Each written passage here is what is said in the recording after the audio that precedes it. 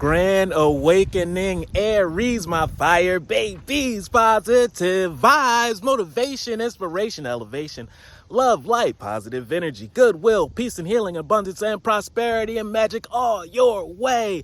Please like, share, comment, and subscribe. If this page has been a blessing to you, check out my LinkTree, book a massage, check out the ebooks, the music, the NFTs. They're going to be amazing. Your word of the day is me, Aries. It's time to focus on you. Have a you day.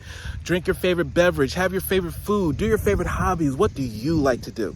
It's not about fitting in, it's about sticking out and being your original self. You came in this world by yourself, you're going to leave by yourself. So be you.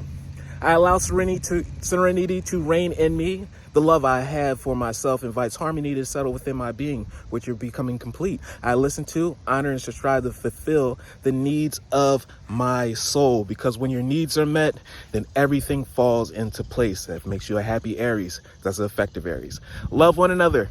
Be kind to one another. Love yourself. I love you too.